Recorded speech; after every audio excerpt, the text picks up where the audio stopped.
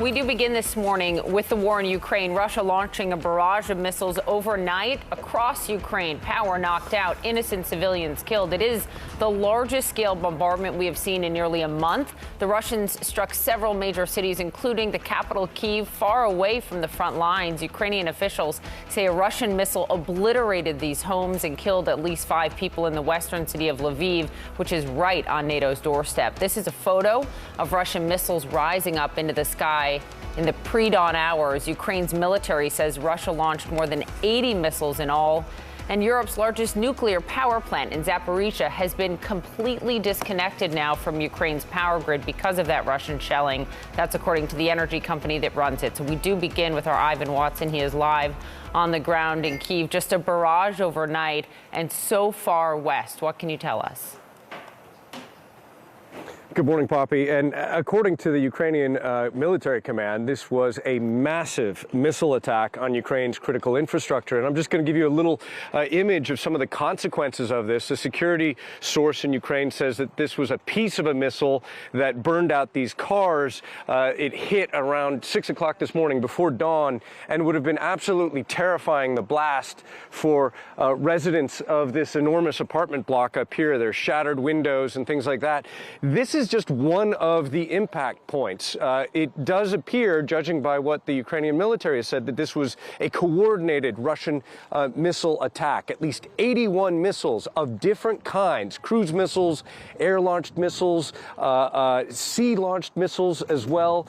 Those Iranian-made Shahed drones that hit in cities from Kyiv here, the capital, to Lviv in the west, where at least 5 people were reported killed. The southern city of Odessa, the northern city of Kharkiv, and that the power infrastructure appears to have been one of the targets of these strikes. And that is a trend that we have seen for months now, with Russia apparently trying to knock out power in this country. And 15% of power was, for example, knocked out here in Kyiv.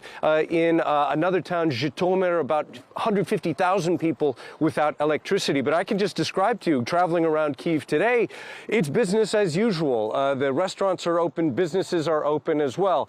But I think what we see here just underscores how haphazard and dangerous and scary it is when the Russians fire these missiles. Tom's just going to spin around over here real fast. I mean, there's a children's playground right here. Fortunately, no kids would have been here at 6 o'clock in the morning.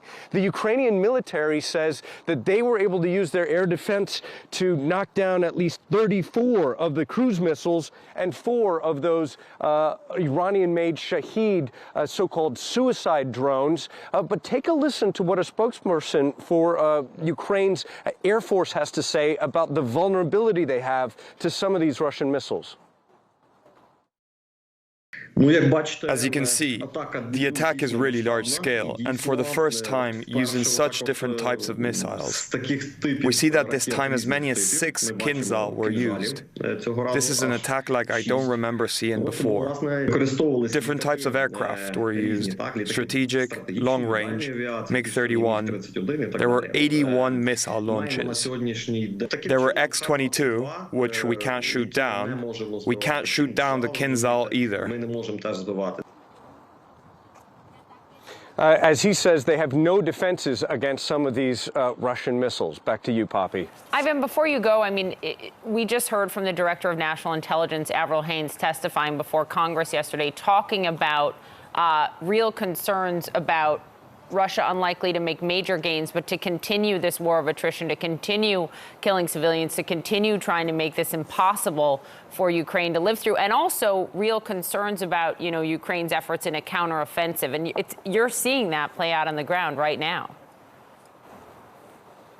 Yeah, I mean, well, let's just consider this missile barrage. What does it accomplish? The power is still on in much of Ukraine. This is just the most recent of a series of these kind of missile attacks.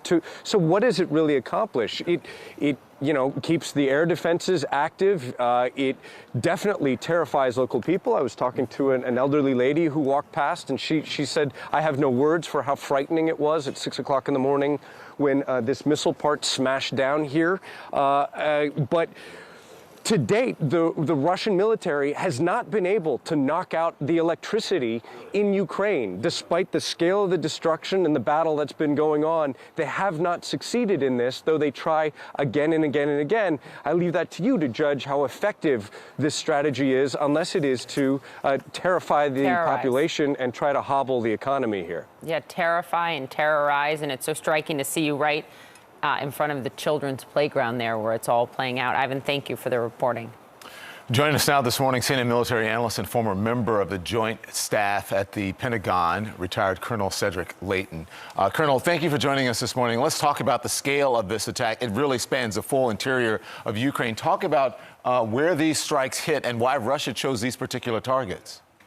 Yeah, Don, good morning. Well, you know, as Ivan mentioned in his report, it really struck all across Ukraine. And you can see from the west in Lviv all the way to the northeast in Kharkiv, and then down south in Odessa, plus, of course, the capital in Kyiv.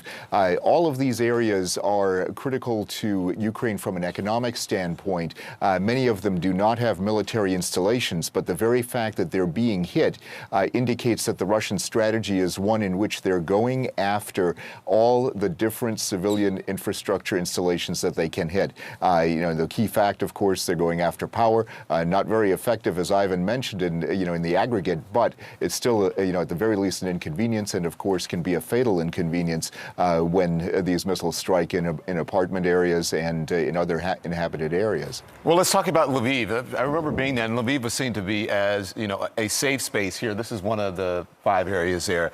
So this is a residential area, thought to be a safe space. Why would Russia strike there? So the reason for that, Don, besides spreading terror and really indicating to Ukrainians that there is no safe haven, notice how close Lviv is to the Polish border. Lviv is the main supply route in for a lot of the weapons that NATO and the U.S. are supplying to the Ukrainians.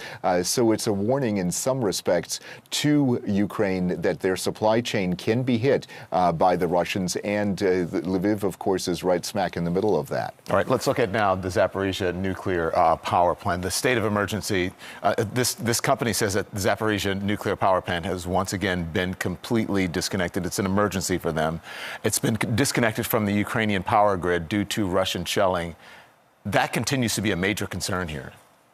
Yeah, it sure does, Don. And of course, you know, if there's no power to the nuclear power plant, that limits the ability and actually makes it impossible to cool the reactor. So if the reactor is not cooled, then the possibility exists of a nuclear accident of one type or another. And, you know, to use the term accident is probably overstating things, but it is definitely a serious concern and could result in some radiation leaving the area, kind of like Fukushima in Japan a few years ago. This isn't your expertise. We've been discussing, you and I, and you with other members of our network have been talking about the types of weapons that Russia is using here in these strikes, including cruise missiles, anti-aircraft missiles. What do you know about it? Yeah, so there are a lot of different weapon systems, as the Ukrainian spokesman mentioned. There are a lot of them. So let's look into a couple of these. The X-22 air-launched cruise missile. This is something that is designed by the Russians to go after ships. This is something that is not designed to attack civilian targets. It is not designed to even attack formations on the ground. But that is, you know, one of the key things. And then right under that, the X-47 Kinzhal. That's an air-launched cruise missile. It is a hypersonic missile, can travel up to 12 times the speed of sound, and it is also, actually both of these missiles are actually nuclear capable. Now they don't have nuclear warheads in this case, but the conventional warheads have caused a lot of damage, and the Ukrainians have no air defenses against them.